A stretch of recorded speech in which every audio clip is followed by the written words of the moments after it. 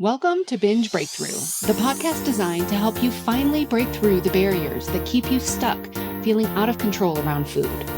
I'm Master Certified Coach Jane Pilger, and I want you to know that no matter how long you've been struggling or what you've tried, food freedom is possible, and I'm here to show you how. After years of therapy, eating disorders treatment, restrictive diets, and reading all the books, I was still stuck in the on-again, off-again cycle of restricting and binging until I was able to see it all from a new perspective that changed everything. Each week, I will share the strategies, tools, and mindset that allowed me to overcome my decades-long battle with binge eating. Your journey to body trust starts now. Let's dive in. Hello, trusted listener. Welcome to Binge Breakthrough. I consider you a trusted listener because I trust that you are here for a reason. I trust that you are going to hear something today that is going to be insightful and impactful on your journey with food. So let's dive in. Today, I want to talk about a sentence that I hear people use a lot, and I really think that it means different things for different people. So no matter how you interpret this sentence, I trust that this episode will be eye-opening and just might also provide you with some perspectives and some questions that you may not have considered before. I want to invite you to be open and curious to what you are about to hear in this episode. It might be tempting to judge yourself or to even decide in advance what you think about the topic. But both of these approaches will limit what you are able to take away and apply for yourself. Now remember, we want to increase our awareness. You can't change what you aren't aware of. And judgment will always keep you stuck in the cycle. Oftentimes, when we're in judgment, awareness isn't even possible. So stay open, stay curious, and let's dive in. The sentence that I want to explore today is, I want to eat whatever I want, whenever I want. Have you ever said or thought this sentence? Chances are that you have. And chances are that if I got 5 people in a room together and I asked each of them what they mean when they say these words, I would get 5 different answers. Now, some of these answers might be somewhat the same, but others would be completely different. So I'm not here to interpret the sentence for you or to tell you there is only one way to look at it. But I am here to help you get curious about this sentence for yourself. So before we go any further, I'd love for you to answer the question. What does it mean to you to eat whatever you want, whenever you want? What would that look like? What would you be eating? And when? How would you be eating? How would you decide when to eat and when to stop? Would there be any thought to it at all? I invite you to get really clear on what this would look like for you. Picture this in your mind. When you say the sentence, I want to eat whatever I want, whenever I want, what does that look like? Now, this is not a test. There is no right or wrong answer here. But whatever you are picturing right now is going to give you a great indication of how you are interpreting the sentence and what it means to you. So do you have a clear picture in your mind? Maybe in your mental picture, you're eating the donuts in the break room every time they show up. Maybe you're eating an entire cheesecake or an entire pizza. Maybe you're going to a buffet and you're eating multiple plates of food until you simply can't eat anymore. Maybe you're eating food anytime you see something that looks good. Maybe you're going to a holiday party and you're eating all of the dishes, all of the desserts, regardless of how you feel. Maybe you're completely checking out with food. It's either in front of the TV, you're driving around, or you're at your favorite restaurant or bakery. Maybe your mental picture involves you being in a different sized body and eating in a certain way that may be very different from how you eat now. Or maybe you're in a different sized body and you're eating the same way that you eat right now. Perhaps your mental picture involves you eating dessert or a certain meal because you really enjoy that food. You're easily able to make a choice, get a lot of satisfaction from it, and then stop eating when you've had enough. Or maybe your mental picture is something completely different than the various possibilities I've described here. Again, I want to be really clear. There is no right or wrong, but get a clear picture of what you think it looks like to eat whatever you want, whenever you want. Okay, I have another question for you. If you ate that way, what would be different from how you are eating now? So if you are not currently eating whatever you want, whenever you want, what would eating in that way give you that you don't have now? Let this answer come to you. Maybe even spend some time journaling about this. You might even consider pausing this podcast right now to think about it. See what comes up for you. What would eating in that way, if you're not currently eating whatever you want, whenever you want, what would eating in that way give you that you don't have now? This answer can be very revealing. Maybe you would get to eat foods that you love that you currently don't allow yourself to eat. This could indicate you might have restriction at play. If you think it would allow you to check out and not have to deal with life, this could be an indication you could use some work on your emotional capacity. If you're afraid you would gain weight, this could reveal you're trying to control yourself, your weight, and your body size. Here's another question for you. How are you deciding what to eat and how to eat right now? If you aren't currently eating how or what you want, it's really good to know why. So I find there are often 3 reasons why someone isn't eating the way that they want to. Number 1 reason, they're confused.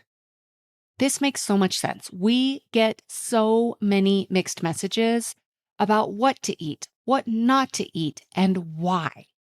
For any of us who have been dealing with food struggles for years or even decades, the trends change over time, which make it even more confusing.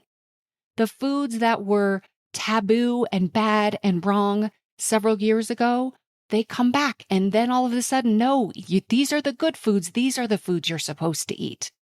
It's incredibly confusing. I have so many clients who, at least when they start our work together, they don't even know what they like. They make their choices about what to eat based on a Franken diet that's a combination of all of the things that they've learned, read, and heard over the years. The only consistent message that we get is that our bodies should be smaller and that thinner is better. Now, we are also starting to get messages that fat isn't bad and that you can be healthy at any size. Now, I agree, health can occur at a variety of sizes. But I also find that sometimes, not always, but sometimes, the health at any size movement can get misconstrued to mean that you can just eat anytime you think something sounds tasty without taking anything else into consideration about your decision. So here are 2 powerful questions that you can ask yourself. What do I really want when it comes to food? If I could somehow erase all of the outside influences that have told me how to behave and what to do, what would I choose for myself? These are such powerful questions that you can ask yourself. Okay, so that's the first reason that I find that often people aren't eating the way they want to. Number one, they're confused. The second reason that I find that people aren't eating the way that they want to is they're looking at their wants as it relates to food. They're looking at them in isolation. So here's another great question that you can ask yourself regarding this particular reason. You can ask yourself, in what ways are my food wants overlooking other wants that I have in my life? Or said another way, what other wants do I have in life that might be in conflict with my food wants? So for example, if you want to eat donuts for breakfast every morning, this might conflict with wanting to have steady energy throughout the day for focused work and productivity. If you want to eat an entire cheesecake, this might conflict with your desire to have consistent bowel function. If you want to regularly go to the buffet and eat as much as you can until you're certain you got your money's worth, this might conflict with your desire to be able to wear anything in your closet at any time. There are no right or wrong wants, only what feels true and desirable to you. But I encourage you to get clear about all of it. If you are holding multiple desires that conflict with each other, you just might be setting yourself up for a no-win situation. So get clear on all of your desires and then ask yourself this powerful question. How can I make decisions that will honor all of these desires? Are there certain times and certain things I'm willing to sacrifice in service of my desires? If so, what might that look like that still allows me to go after what I want? Said another way, am I trying to look at this through a black and white or all or nothing lens? Is it possible there might be some middle ground that allows space for multiple wants? Many people who struggle with binge eating, with feeling out of control around food sometimes, often have a pattern of black and white thinking, all or nothing thinking. So they think I either have to eat none of the things or I'm going to eat all of them. There's not a lot of space in between. And I find that we do this for ourselves when we're looking at our wants, thinking about our food wants and our other wants. We think one has to be completely at sacrifice to the other. There is absolutely an answer and a scenario there that allows you to go after and pursue all of the wants that you have. Yes, there will need to be some choices made. There will need to be some sacrifices made.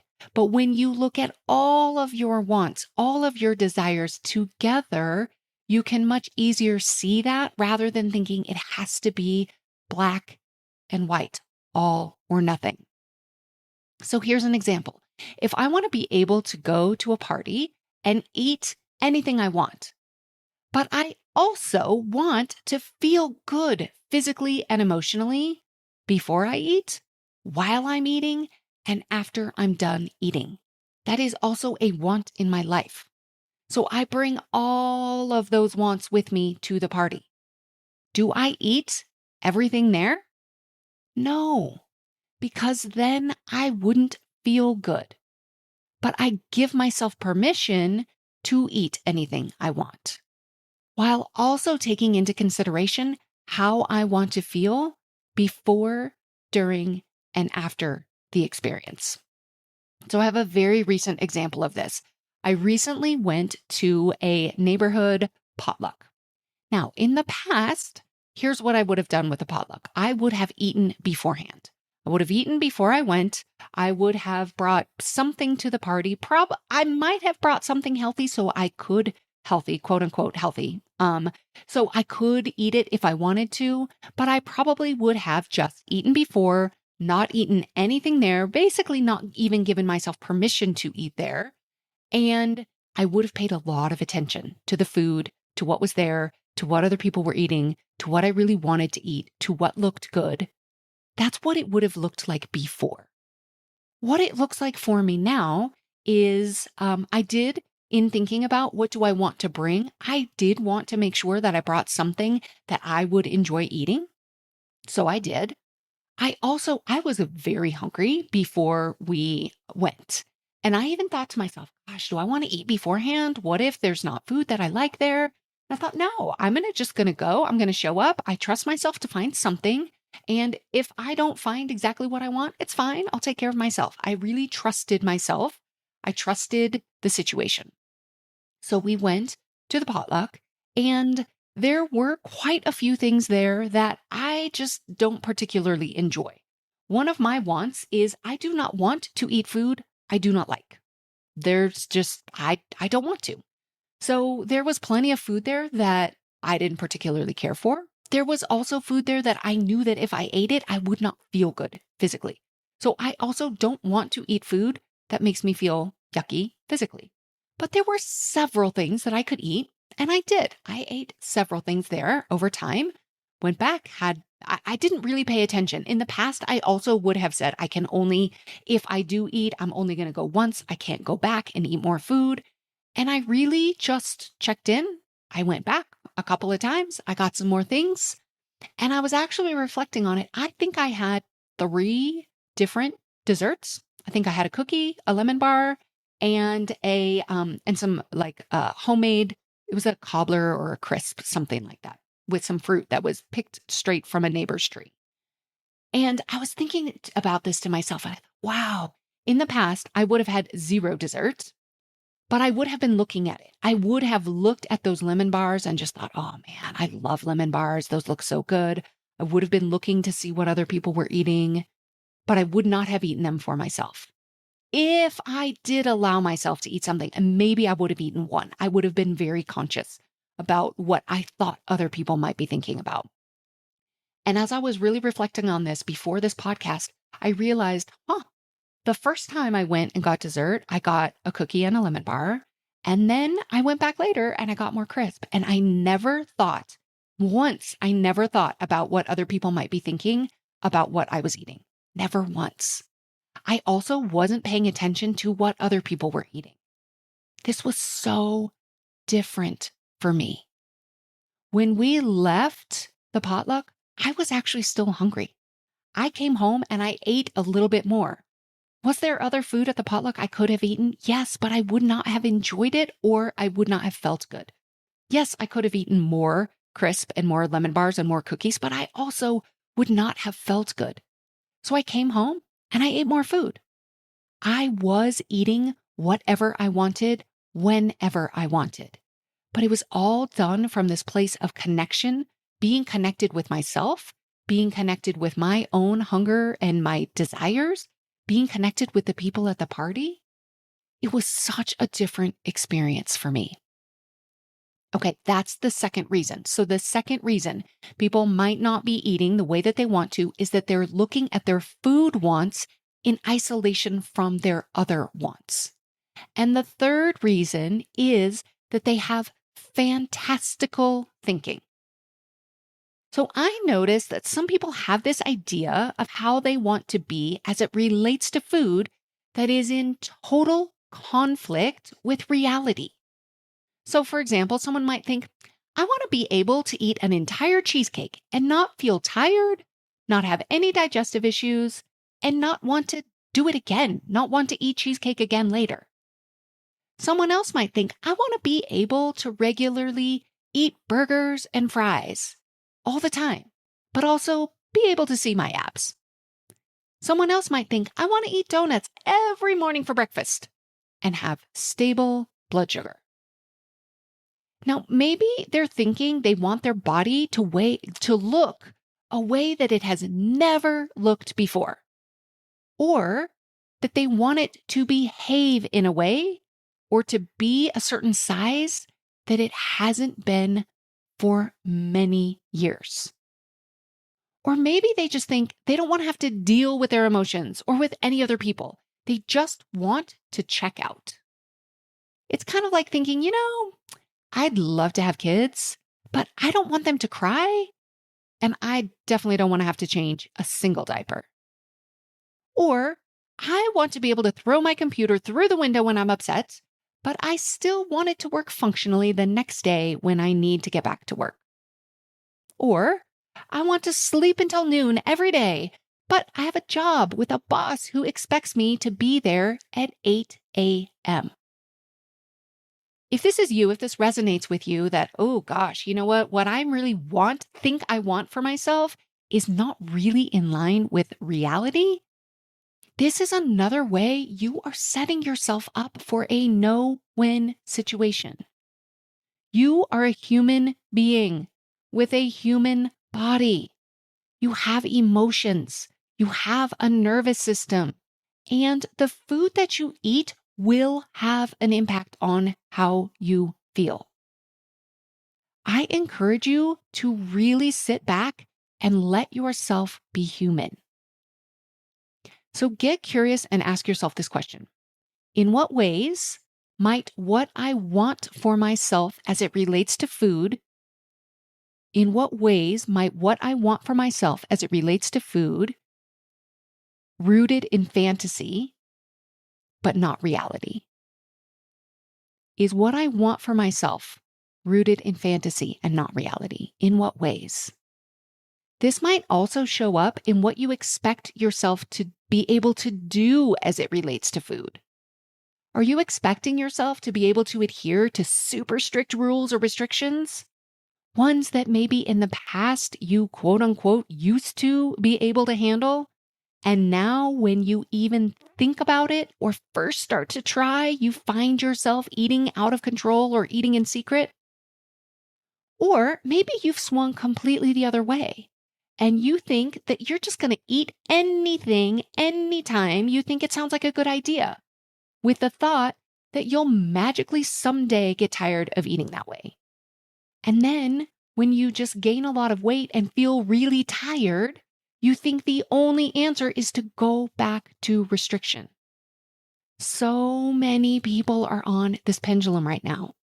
They're either expecting themselves to completely restrict everything, or they are thinking, I'm just going to eat cookies all day, any day. If you can just get curious about these key questions, you will open up a lot for yourself. What do I really want when it comes to food? If I could somehow erase all of the outside influences that have told me how to behave and what to do, what would I choose for myself? In what ways are my food wants overlooking other wants in my life? In what ways might what I want for myself as it relates to food be rooted in fantasy and not reality? Okay, I've given you a lot to take in and digest here. You might want to listen to this a few times. Get out your journal. Get curious about what you truly want for yourself and where you might be setting yourself up for a no-win situation. For me, I really do eat whatever I want, whenever I want. But I also keep in mind all of the wants I have in life. I think they all have a place, and there is a beautiful, full, and satisfying life where food can play a rich part while also being a source of connection, nourishment, pleasure, and more. You get to decide the relationship you want to have with food.